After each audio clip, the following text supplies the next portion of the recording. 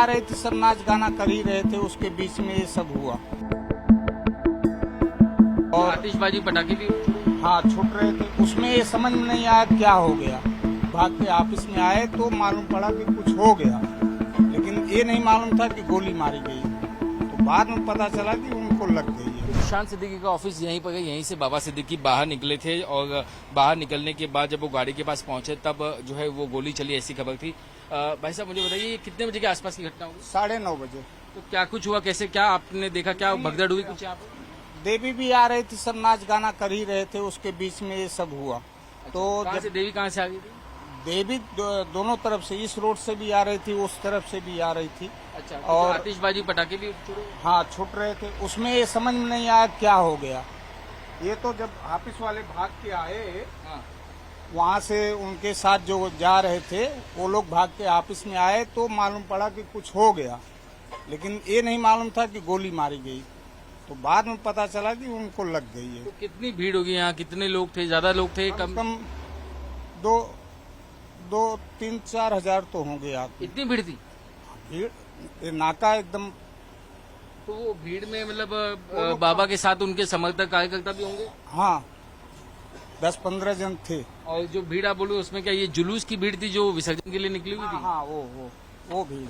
तो ये जब और देखने वाले भी थे, मतलब भीड़, मतलब विसर्जन को देखने के लिए लोग। 6 गोलियां चली तो उसकी क्या कुछ आवाज सुनाई दी? नहीं, लोगों को लगा फटाकरी फूट रही भाई, ऐसा महसूस तो हुआ। उसके बाद क्या हुआ, अफरा तफरी मची यहाँ? हाँ, 10 मिनट में तो सब मौसम ही खराब हो गए। ये है कि जो कुछ हुआ गलत है। आप अक्सर वहाँ पर दफ्तर में चाय पहुँचाया करते थे, आखिरी बार आपने कभी बाबा को देखा था कभी? आज ही देखे थे, 5 बजे 6 बजे आए थे, तभी मतलब देखा। कल शाम को? हाँ, अंदर बैठे भी थे, वो भी थे, उनके लड़के भी थे। चाय पी? हाँ, चाय गई थी ना, कम से कम चाय तो हमेशा जाती ही है, उस टाइम भी गई थी। और यहाँ पे जो आसपास लोग थे उनको तो इस बात का अंदाजा भी नहीं होगा कि ऐसे कुछ? नहीं, हमें खुद नहीं हुआ, उनके ऑफिस वाले को नहीं हुआ कि ऐसा कुछ होगा। कैसे पता चला? फिर वो जो मांगने वाले थे वो लोग क्या यहाँ से भागे कि क्या हुआ? उनको तो हम देख नहीं पाए, हम तो दुकान पे थे। वो तो ऑफिस वाले जब बाहर निकल के भागे, वहाँ से 2-4 जन चिल्लाते हुए आए कि भाई कुछ हो गया कुछ। तब ऑफिस वाले भी भागे तो मैं भी यहाँ से बाहर गया देखने। ठीक।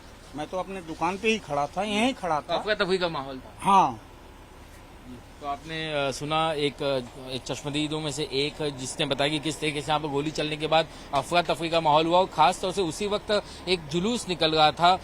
दुर्गा माता का यहाँ पर एक पंडाल है, वो पंडाल से मूर्ति विसर्जन के लिए निकल गई थी। जुलूस के दौरान जो है पटाखे छोड़े जा रहे थे, आतिशबाजी हो गई थी और यही वजह है कि जब गोलियां चली तब इस बार वारदात की किसी को भनक तक नहीं लगी। लोगों को लगा आतिशबाजी हो गई है। जब लोगों ने बाबा सिद्दीकी को खून से सना हुआ देखा तब उन्हें समझ में आया कि ऐसी वारदात हुई है। बांद्रा शूटआउट मामले को पूरे सिलसिलेवार तरीके से समझते हैं।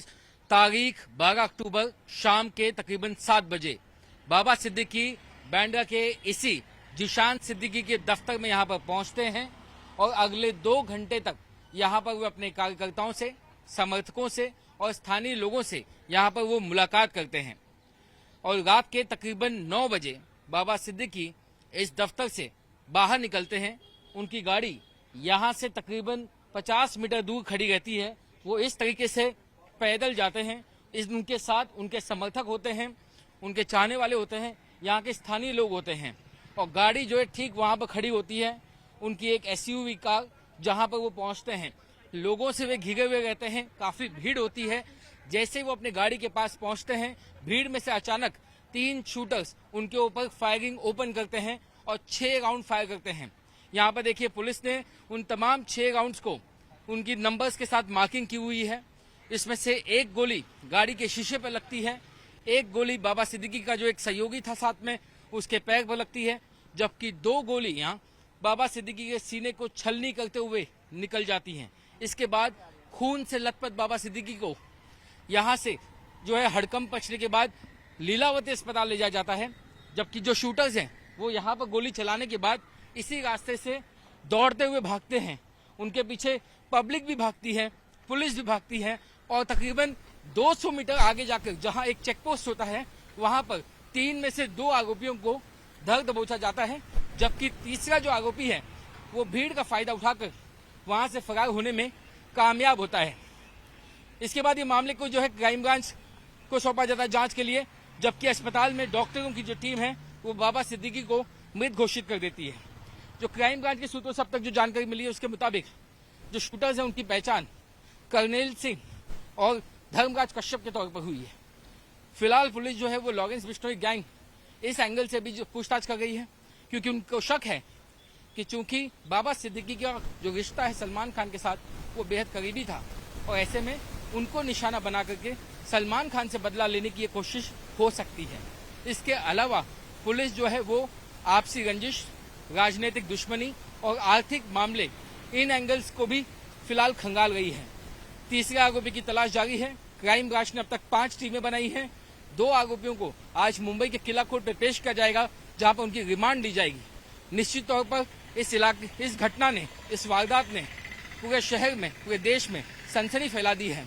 अब इस मामले में पुलिस की जो इन्वेस्टिगेशन है वो और भी तेज हो चुकी है। क्राइम ब्रांच को इस मामले की जांच सौंप दी गई है और क्राइम ब्रांच की जो यूनिट 9 है वो इसको इन्वेस्टिगेट कर रही है। एनकाउंटर स्पेशलिस्ट दया नायक जो है उनके पास ही जिम्मेदारी है इस मामले की जांच की, और 2 लोगों से एक अज्ञात ठिकाने पर पूछताछ की जा रही है, क्योंकि सुरक्षा के कारणों से उन्हें क्राइम ब्रांच के दफ्तर से एक अज्ञात ठिकाने पर ले जाया गया है, जहां पर उनसे पूछताछ की जा रही है। उन्हें जो है आज मेडिकल चेकअप के लिए ले जाया जाएगा। उसके बाद में उन्हें मुंबई की किला कोर्ट में पेश किया जाएगा। वहां पर रिमांड के दौरान जो है और भी कई चौंकाने वाले खुलासे हो सकते हैं। लेकिन अब तक जो जानकारी मिल गई है सूत्रों के मुताबिक ये जो दोनों शूटर्स हैं, ये 3 लोग जो है मुंबई में तकरीबन 2 महीने पहले आए थे। मुंबई के कुर्ला इलाके में उन्होंने किराए का एक मकान लिया और किराए के मकान में वो रह गए थे। रोजाना जो है वो रेकी करते थे और बाबा सिद्दीकी की हर हलचल पे, हर मूवमेंट पे वो नजर बनाए रखे हुए थे। वो कब आते हैं, कहां जाते हैं, किनसे मिलते हैं, ये तमाम जो शेड्यूल है, अपडेट है, वो उनके पास हुआ करता था। और ऐसा ही कुछ दशहरे के दिन भी हुआ। दशहरे के दिन पहले से ये शूटर जो है वो घात लगाए बैठे हुए थे और जैसे कि हमने पहले बताया, कोई एक और 2 साथी उनके साथ वहां पर मौजूद था जो लगातार उन्हें लाइव अपडेट ब्रीफिंग देगा था कि बाबा सिद्दीकी इस वक्त दफ्तर के अंदर गए हैं, अभी वो दफ्तर से बाहर आए हैं, वो गाड़ी के पास पहुंच गए और उनकी गाड़ी के ही ठीक बगल में, क्योंकि शूटर्स को पता था कि बाबा सिद्दीकी जहां कहीं भी जाएंगे उनके गाड़ी के पास वो आएंगे और जब वो गाड़ी के पास आएंगे तो वहां भीड़ होगी और उसी भीड़ का फायदा उठाया, जो वहां पर आतिशबाजी हो गई थी उसका फायदा उठाया और दनादन उन्होंने 6 गोलियां दाग दी, जिनमें से 2 गोली जो है वो बाबा सिद्दीकी को सीने को छलनी करते हुए चली गई। ये जो पिस्टल का इस्तेमाल किया गया वो 9.9 mm पिस्टल जो है वो एक प्रोफेशनल जो कॉन्ट्रैक्ट किलर्स होते हैं आमतौर पर ये लोग इस्तेमाल करते हैं और इसीलिए पुलिस को शक है कि ये कॉन्ट्रैक्ट किलर्स थे।